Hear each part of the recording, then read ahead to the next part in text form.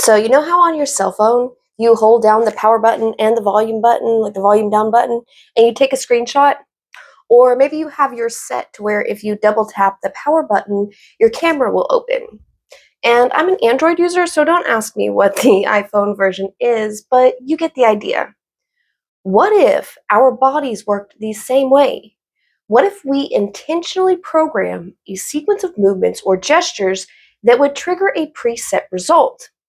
Well, friend, it does. It does work similarly, and today I'm going to show you how.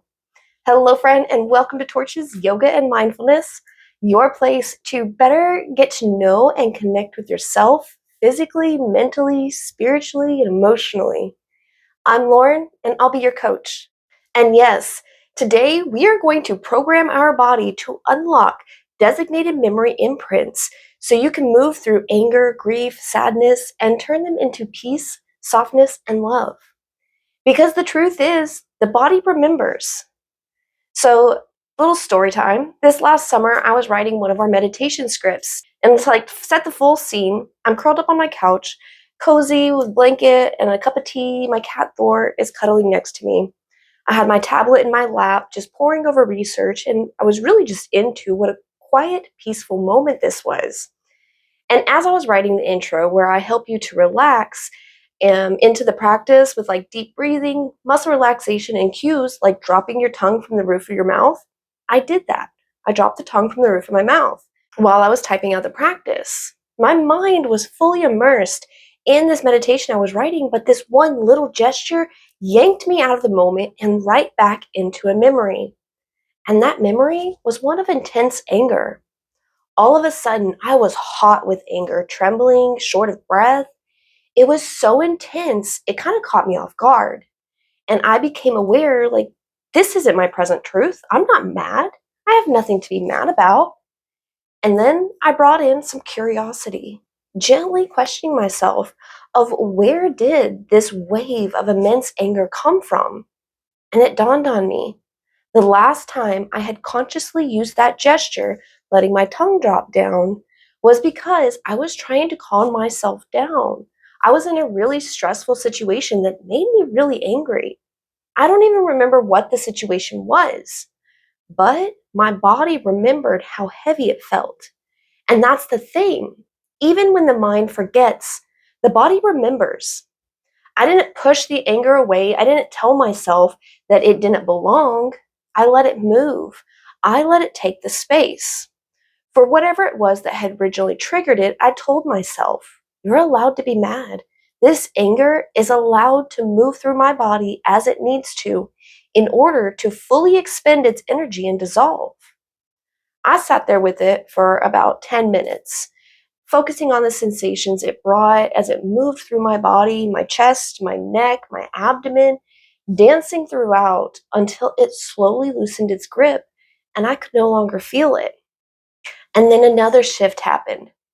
After sitting with the anger, I felt my spirit team show up in support, and I had this thought of inspiration. Instead of resisting the memory, what if I give this gesture a new imprint, a loving one? So my cat is still sitting beside me on the couch, and I reach over to him, and I drop the tongue again, from the roof of my mouth again, and I rubbed his soft little ear, really taking note of the full experience. His warmth from where he was leaned against me, the scent of chamomile and incense in the air, the feel of his soft fur on my hands, the soft sound of his purr. I repeated this a few times. Tongue drop, soft ears. Tongue drop, soft little kitty ears. Then I replayed it in my mind without touching Thor, replayed it as vividly as I could, pairing the gesture with the comfort and love. And just like that, I felt the memory rewrite itself. The same gesture that once carried frustration now carried a softness. And side note here for a second, to all my overthinkers out there that always try to logic your way through your emotions, always trying to figure out and put into words why a wave of emotions has hit you. Take my story as a lesson. There may no longer be words to logic why, but your body remembers, and that's enough. Emotional work is done in the body, not in the prefrontal cortex, and definitely not in the amygdala. So, why did this happen? Because the body is more than our physical self, it's an archive. Every strong emotional state we've ever been in gets stored in the body through sensations, gestures, postures. When you were angry and you clenched your fists, your body remembered that. When you sighed relief after some good news came, your body remembered that too. Over time, these gestures become keys. Turn the key again, and the memory may unlock, even if your mind has let the details go. That's what happened to me. A simple movement reopened an old door. But here's the empowering part. If a gesture can unlock old pain, it can also be rewritten with love. Because, yes, the body remembers, but it doesn't only remember pain, it can remember safety, softness, and compassion too. You might have heard the phrase, the body remembers. And this isn't just poetic, it's biological. Our nervous system doesn't just store experiences in the brain, it encodes them through the body. This is why your shoulders might tense up when you're stressed, or your stomach might ache when you're anxious. Research in somatic psychology shows that unprocessed emotions actually live in muscle memory and body patterns. The good news is that means we can also use the body to reprogram those memories, creating new associations of safety, comfort, and love. And that's exactly what this technique will help you do. So let's get into it and try it together. Find a comfortable seat. Let your spine lengthen, your shoulders soften. Take a nice deep breath in and a slow breath out. Now gently scan your body for a gesture that wants your attention today. It could be unclenching your jaw, dropping the tongue from the roof of your mouth, releasing your fists, rolling the shoulders back. Trust whatever it is that arises. When you've chosen, let yourself make that gesture slowly. As you do, notice, does a memory arrive? Does an emotion stir? Maybe like me, it showed up for you in physical sensations, a tightness in your chest, warmth or heaviness or lightness. Whatever it is that comes, welcome it. Quietly spend a moment with it, keeping your attention on the feeling or sensation. Does it move and change, grow and swell? Describe it. Now, if an old memory or emotion appears, picture the version of yourself who felt that way. See them clearly and tell them gently, I see you now. You were doing the best, you were doing your best, and it's okay. Now comes the reprogramming. Repeat the gesture again, jaw unclenching, shoulders rolled, tongue dropped, whatever it is. But this time, pair it with something loving. Place your hand on your heart, give yourself a gentle hug, or if you have a pet nearby, stroke their soft ears like I did. Maybe hold something meaningful to you, or a picture of someone dear. It can be anything that puts you in a place of calm and peace. Imagine anything you find comforting and soft.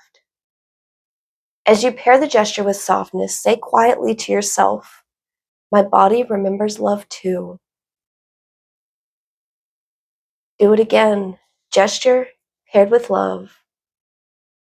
Notice how it feels different now. As you're done with your reprogramming, take a nice deep breath and flutter your eyes back open to this space with me. Friend, you've just experienced something powerful. You didn't erase an old memory.